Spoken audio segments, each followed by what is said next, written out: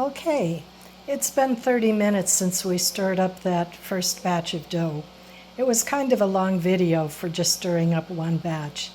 It took about 12 minutes, but in the next 15 minutes, I stirred up 3 more batches of dough, so I had 4 batches now. I put a label on this one so I don't get it mixed up with the others. But it's been 30 minutes now. I want you to see the difference in the appearance of the dough. See how much smoother it looks?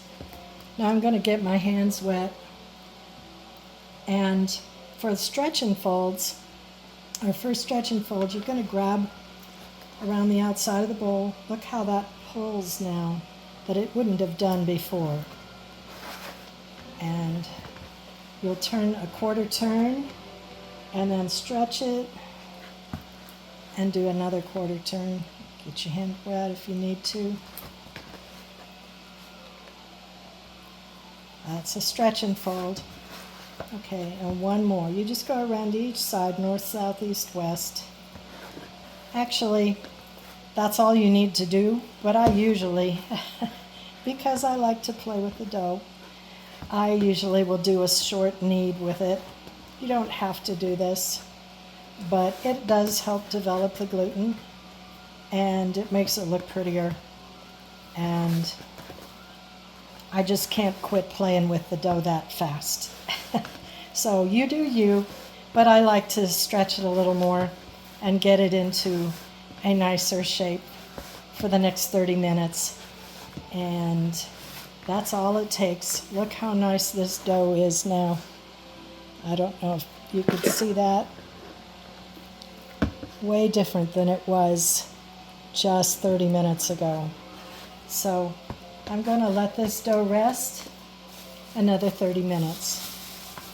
And then we'll come back for our second stretch and fold. Okay, we're back again. It's been 30 minutes since our first stretch and fold. We're ready to do the second set. Gonna wet my hand.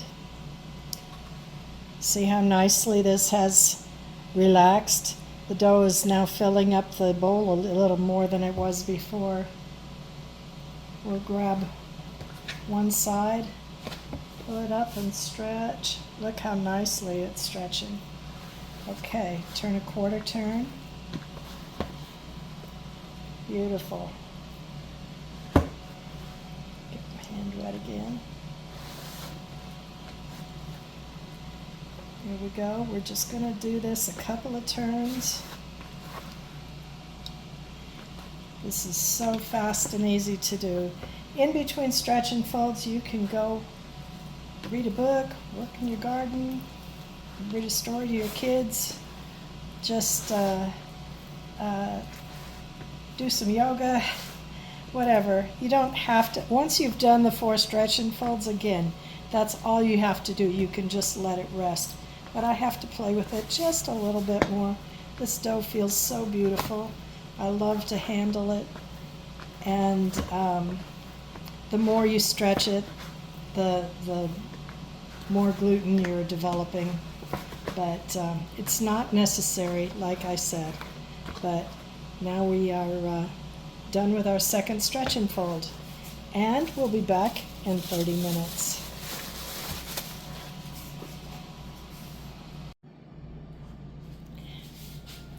Okay, we're back. It's time for our third and final stretch and fold. So basically it takes about an hour and a half after you mix up the dough to do your 3 stretch and folds. Look at our dough now, it's like silk. Just beautiful. I'm going to do a quarter turn. This is great dough. You're going to love handling it. It's hard to put it down. It feels so good and smooth. That comes with a low hydration dough. It's just easier to handle. It doesn't tear as easily. It's not as sticky. It's just a real fun dough to work. Okay, I'm past the 4 stretch and folds that I needed to do, but again, I just can't stop smoothing it out because it just works so beautifully. But this is all we need to do now. You can see how beautiful and smooth this dough is. We're going to put it back in the bowl.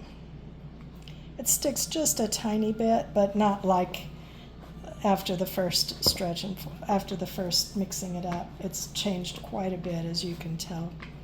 So now we're going to cover it up, and we're just going to let it sit on the counter. And it will be anywhere from, it can go anywhere from 2 to 5 hours, depending on your room temperature. My house is quite warm. I live in Phoenix, Mesa, and we keep our house around 79 degrees, so it can be 79 or 80 degrees where I'm doing this. And so sometimes the dough is ready in just 2 hours to shape and put into the bannetons. We'll be doing that next. So I'm not sure how long. I'm going to watch the dough. I always say watch the dough, not the clock, because the clock doesn't tell you anything. So once this dough has increased by 30 to 40%, then it's time to do the final shaping, to put in the batards, in the bannetons. So you're going to have to try to eyeball it to see what you think. 100% would be twice as much dough as is here. Think about 50%. You don't want to go over 50% when you're in a warm climate like we are, because this dough is going to be room temperature. You can take the temperature of the dough, which I like to do, but I mean basically it's going to be pretty much close to room temperature. If you have one of these thermometers, it's 79 degrees, and my kitchen is also 79 degrees. That makes sense, right? So at 79 degrees, you don't want the dough to do more than 30 or maximum 40% rise. Otherwise, it's going to overproof when it's in the fridge, because it will continue to proof because it's coming from a higher temperature. If your house is between 65 and 70 degrees, like some people like to keep their homes, it will take a lot longer for the dough to rise. And once it's in the fridge, it's also not going to stop rising as quickly, because, I mean, let me redo that. When it's coming from a higher temperature, it's going to continue to rise longer in the fridge than if it starts at a lower temperature. I hope that makes sense. But anyway, watch the dough, not the clock.